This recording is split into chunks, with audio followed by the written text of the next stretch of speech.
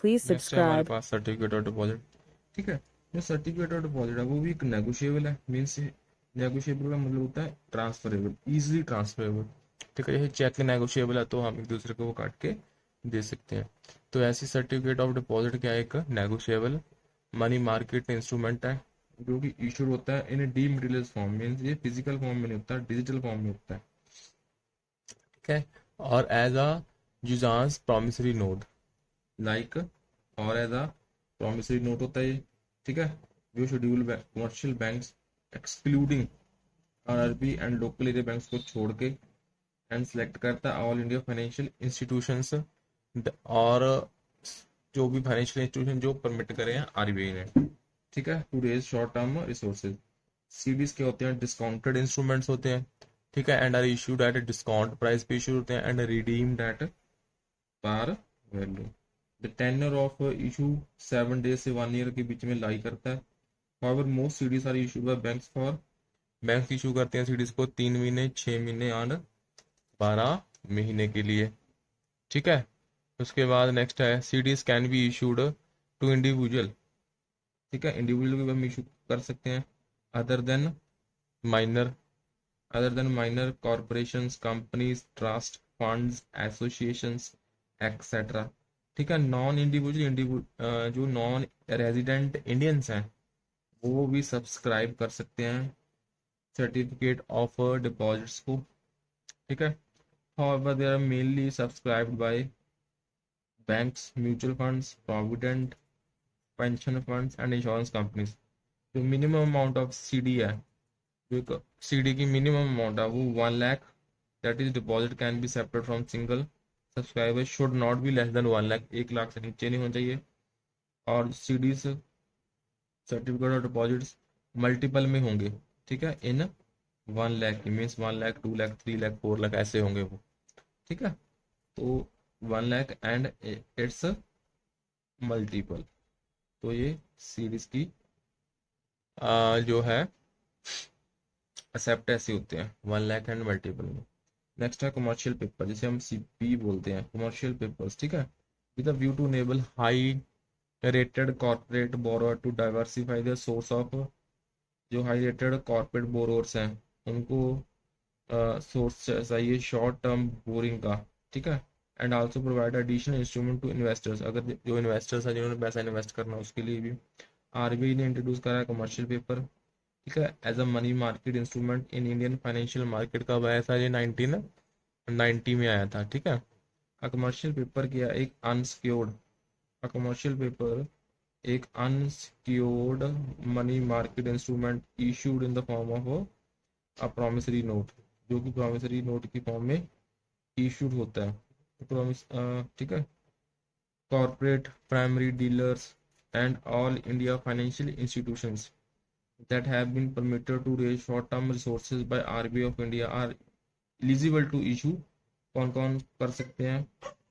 ठीक है, कॉर्पोरेट्स हो गए, प्राइमरी डीलर्स हो गए, ऑल इंडिया फाइनेंशियल इंस्टीट्यूशन जो परमिट करे हैं। ठीक है, to raise short term resources by RBI, वो एलिजिबल हैं टू इशू कमर्शियल पेपर। ठीक है, a corporate would be eligible to issue commercial paper, एक कॉर्पोरेट भी कमर्शियल पेपर इशू कर सकता है।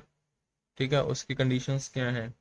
जो उसकी टेंजिबल नेटवर्थ है of company as per latest audited ABF balance sheet, audited balance sheet. ठीक है, वो 4 करोड़ से नीचे नहीं होनी चाहिए। ठीक है, तो जो टेंजिबल नेटवर्थ है कंपनी की, जो उसको हम टच कर सकते हैं टेंजिबल, ठीक है, वो 4 करोड़ से नीचे नहीं होनी चाहिए। ठीक है, a company has been sanction working capital by bank, जो कंपनी है उसको सैंक्शन कर दे, उसके पास वर्किंग कैपिटल होनी चाहिए बैंक या ऑल इंडिया फाइनेंशियल इंस्टीट्यूशन के बारे द्वारा। ठीक है, the borrower account of company is classified, जो बोरोर अकाउंट है कंपनी का वो क्लासीफाई होना चाहिए एज अ स्टैंडर्ड एसेट। ठीक है, वो स्टैंडर्ड एसेट होना चाहिए by the financing bank and institutions. ठीक है, तो ये 3 कंडीशंस हैं। ठीक है, टेंजिबल नेटवर्थ है जो कंपनी की वो 4 करोड़ से ऊपर होनी चाहिए। ठीक है, जो कंपनी के पास एक सैंक्शनड वर्किंग कैपिटल होनी चाहिए। ठीक है, और ऑल इंडिया फाइनेंशियल इंस्टीट्यूशन और जो बोरो अकाउंट ऑफ कंपनी है वो स्टैंडर्ड क्लासीफाई होना चाहिए।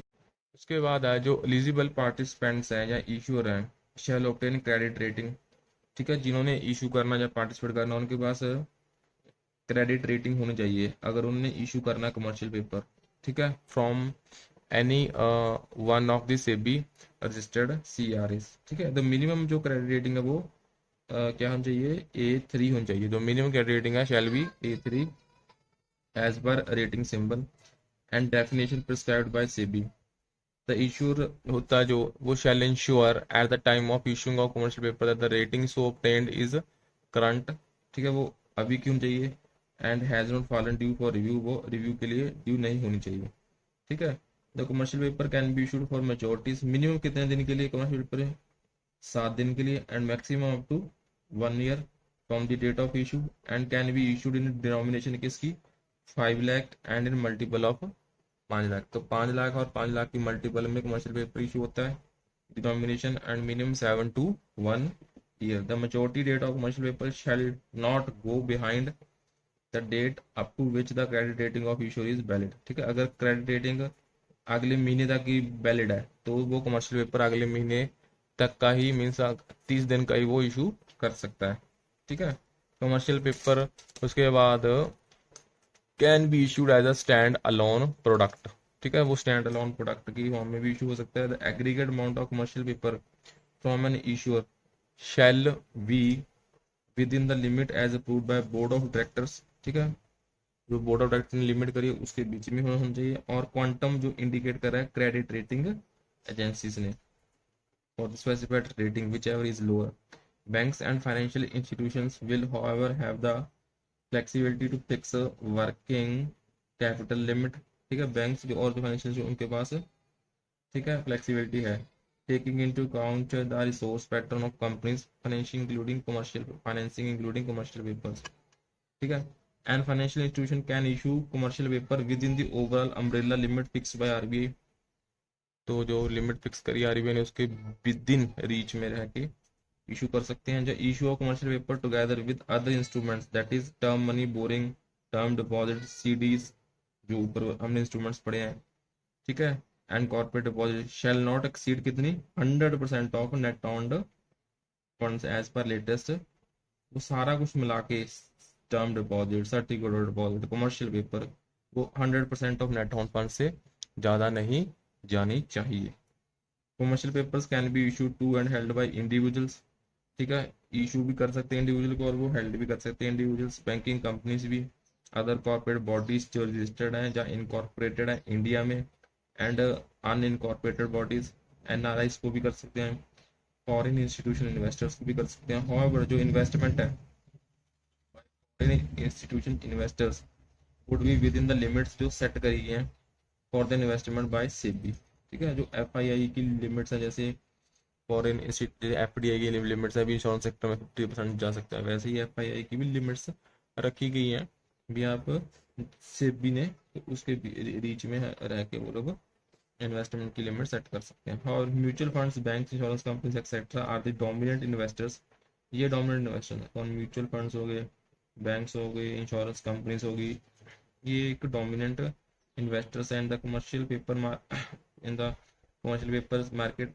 सेकेंडरी मार्केट जो trading take place through interbank brokerage market between institutional participants, ठीक है। कमर्शियल पेपर कैसे इशू होते हैं, डिस्काउंट के, at a discount to face value, and may be determined mutually by issuer and the, जो issue कर रहा है और जो इन्वेस्ट कर रहा है, ठीक है। नेक्स्ट जो इंस्ट्रूमेंट है वो है रेपो। नेक्स्ट इंस्ट्रूमेंट जो हम अभी देखेंगे वो देखेंगे रेपो। रेपो क्या है, एक रीपरचेज एग्रीमेंट है, ठीक है। रेपो क्या है, एक रीपरचेज एग्रीमेंट है जो एंटर्ड होता है between the eligible counter parties for, जिसने बोरो करना और जिसने लैंड करना है, of funds on collateralized basis. Repo क्या इन्वॉल्व करता है, कोलेटरलाइज्ड बेसिस मींस में सिक्योरिटी होगी। Repo involve selling of security with the agreement, एक एग्रीमेंट के तहत टू रीपरचेज, उसे वापस भी लेना है, ठीक है, फ्यूचर में, एट फ्यूचर डेट, ठीक है, एक पर्टिकुलर प्राइस के ऊपर, at a pre determined price. The seller of security है जो, वो फंड करेगा रिसीव, वाइल द बायर, ठीक है, वो रिसीव करेगा कोलेटरल, ठीक है, फॉर द फंड्स जो उसने दिए हैं, for the funds he has lent, and the rate at which security will be repurchase, जो वापस ली जाएगी security second leg of repo में, वो ड्राइव होगी कहाँ से, from the rate of interest payable on the funds lent, ठीक है, कितने रेट ऑफ इंटरेस्ट के ऊपर वो फंड लेंट करे गए थे, और उसे बोलते हैं हम रेपो रेट, ठीक है। तो ये है रेपो का फंडा। रेपो ट्रांजेक्शन्स परमिटेड बिटवीन किन किन पार्टीज के, counter parties and in instrument जो परमिटेड है by Reserve Bank of India. जो एलिजिबल सिक्योरिटीज है रेपो के लिए वो कौन कौन सी हैं? कोलेटरल सिक्योरिटीज, गवर्नमेंट सिक्योरिटी जो इशू करी है सेंट्रल गवर्नमेंट ने या स्टेट गवर्नमेंट ने, या लिस्टेड कॉर्पोरेट बॉन्ड्स हो गए, ठीक है, and debentures subjected to condition that no participant shall borrow against collateral of its own securities or securities issued by related entity। अपनी सिक्योरिटी जो इशू करी है उसी के अगेंस्ट आपने फंड्स ना रेज करे हैं, ठीक है। कमर्शियल जैसे अपने ही शेयर के अगेंस्ट आप लोन नहीं ले सकते, ठीक है। Commercial paper, certificate of deposits, units of debt exchange traded funds, ठीक है, besides any other security of a local authority as may be जो स्पेसिफाइड हुई है in this behalf by central government, ठीक है, is eligible for repo transactions. The eligible participants for repo transactions क्या क्या हैं? Are any regulated entity, any listed corporate, कोई भी कॉर्पोरेट या अनलिस्टेड कंपनी, ठीक है, which has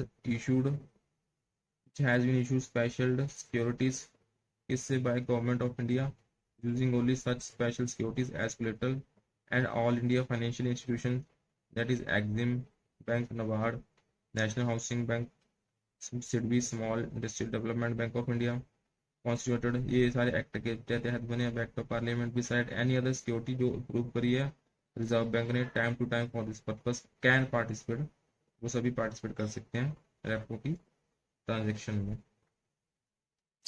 ठीक है। नेक्स्ट है रिवर्स रेपो ट्रांजेक्शन, इन्वॉल्व करता है buying of securities and lending of short term surplus in the first leg, इसमें उल्टा होगा रिवर्स रेपो में, ठीक है। सिक्योरिटी हम बाई करेंगे, फंड्स लैंड करेंगे, तो उसके बाद selling the security at a pre determined rate in the second leg, उसके बाद जो सेकंड लेग होगी उसमें जो सिक्योरिटी है उसको हम बेचेंगे at pre determined rate.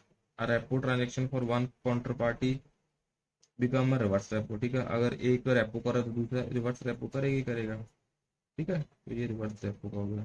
Repo transaction facilitate करता है बैंक्स को to invest surplus cash for adjusting CRR positions, कि अगर किसी बैंक के पास ज़्यादा पैसे पड़े हैं तो वो RBI के पास पैसे रख देगा एट रेपो रेट, और वो पैसे एडजस्ट हो जाएंगे उसकी CRR कैश रिजर्व में, and also for adjusting SLR और SLR में, ठीक है।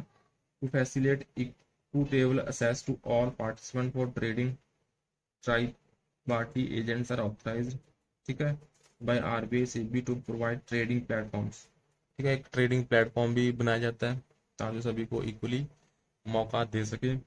A repo contract where a third entity apart from borrower and lender का जिसे हम कहते हैं ट्राई पार्टी एजेंट, वो इंटरमीडियरी एक्ट करता है बिटवीन दो पार्टीज के बीच, to the repo parties to the repo to facilitate service like collateral selection होगी, पेमेंट होगी, सेटलमेंट होगी, custody and management during the life of transaction, उसको हम कहते हैं ट्राई पार्टी रेपो।